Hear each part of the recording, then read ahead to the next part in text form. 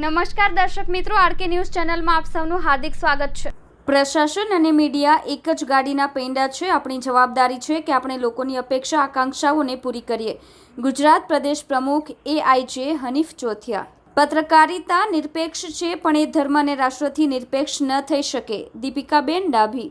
ધરતી મંત્ર સમાચાર જિગ્નેશ મિશ્રા નવસારી। પોતાની આગવી પરંપરા અનુસાર દેવર્ષિ નારદ પત્રકાર સન્માન સમારોહ આ વર્ષે ભારતીય પત્રકાર સંઘ AIJ દ્વારા પત્રકાર સન્માન સમારોહનું આયોજન રાષ્ટ્રીય અધ્યક્ષ સુનિલ સોનવણેના અધ્યક્ષ સ્થાને નવસારીમાં યોજાયો। આ સન્માન સમારોહમાં મોટી સંખ્યામાં પત્રકારો ઉપસ્થિત રહ્યા હતા। મીડિયા આપણા બધાના જીવનનો એક ભાગ બની ગયો છે। આજે બધા જ લોકો પત્રકાર બની ગયા છે અને પોતપોતાના અભિપ્રાય વિભિન્ન માધ્યમોથી આપતા રહે છે અને મીડિયા પણ આ અભિપ્રાય ધ્યાનમાં લેતું હોય છે।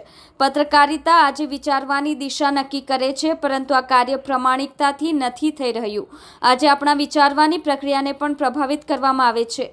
વાતાવરણ એવું બનાવવામાં આવ્યું છે કે ખોટી વાત પણ સાચી લાગવા લાગે છે। એ પ્રકારનું પત્રકારિતા કામ કરી રહ્યું છે।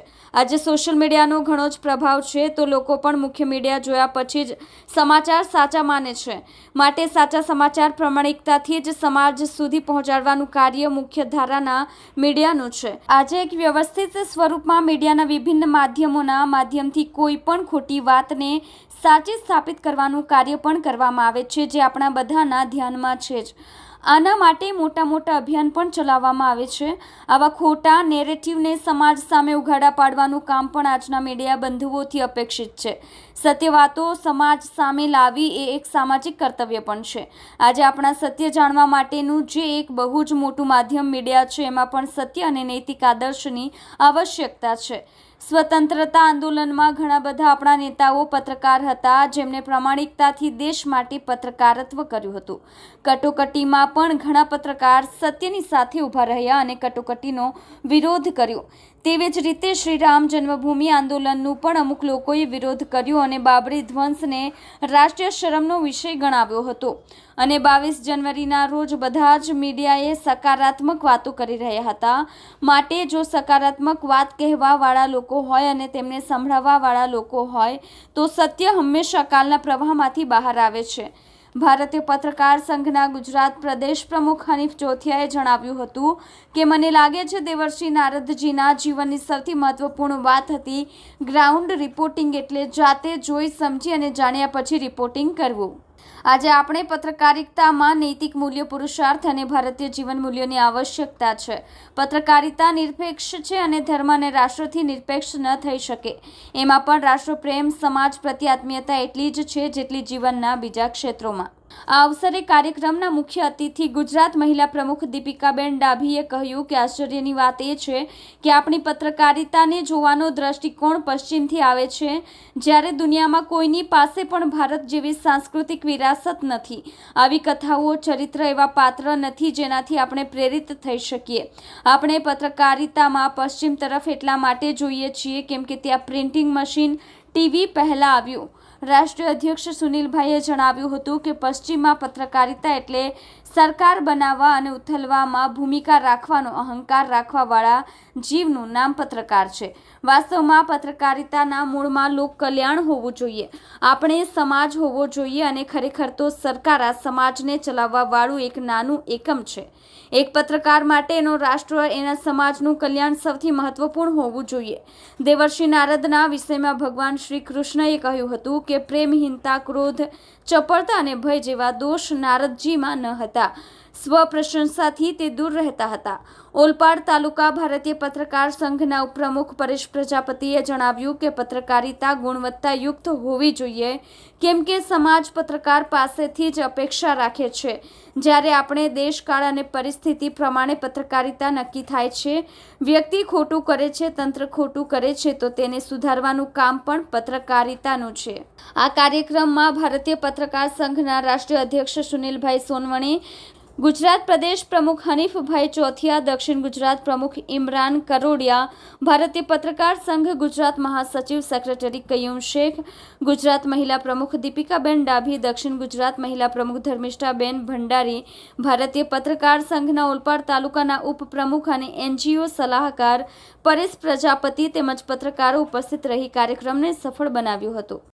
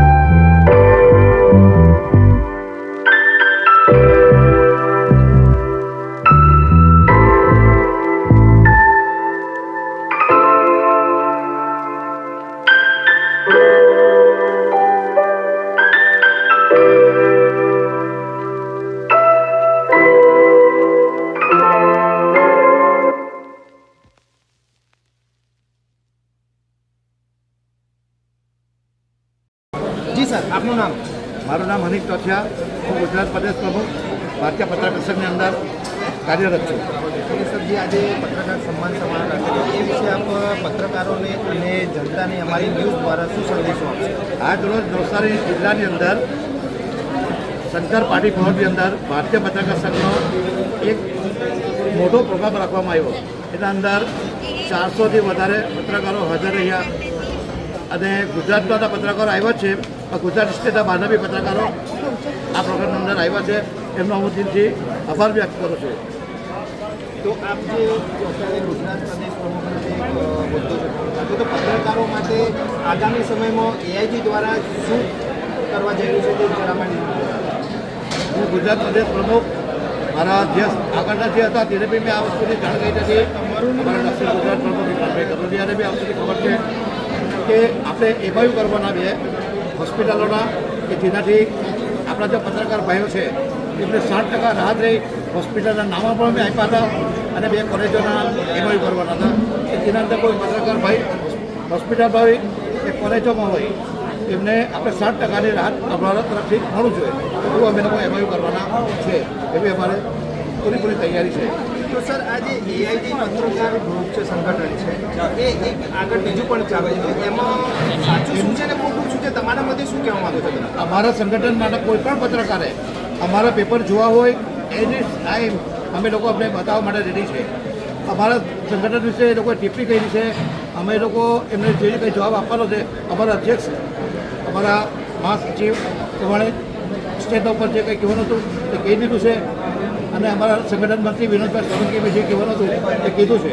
અને ફરી પાછો કહું છું કે અમારા સંગઠન વિશે જે કોઈ ટિપ્પણી કરશે તેને કાયદેસરની કાર્યવાહી થશે. કારણ કે અમારા પત્રકાર સંગઠન સાચું છે અને એના કોઈ પણ પત્રકારે તમે અમારા પેપર જોવા હોય હવે તમને દરેક પત્રકારને અમારા પેપર બતાવવા માટે અમે લોકો એગ્રી છે, રાજી છે. હવે પછી નેક્સ્ટ પ્રોગ્રામનો અમે લોકો નક્કી કરશું કે બીજો પ્રોગ્રામ અમે ક્યાં કરશું. અને આ પ્રોગ્રામની અંદર દરેક પત્રકારોને ટ્રોફીથી સન્માનિત કર્યા છે. સવારનો નાસ્તો આપ્યો છે, બપોરનો જમવાનું આપ્યું છે અને આટલા વરસાદમાં આટલા દૂરોથી પત્રકાર આવ્યા એટલો ખૂબ ખૂબ આભાર વ્યક્ત કરું છું. જય હિન્દ, જય ભારત.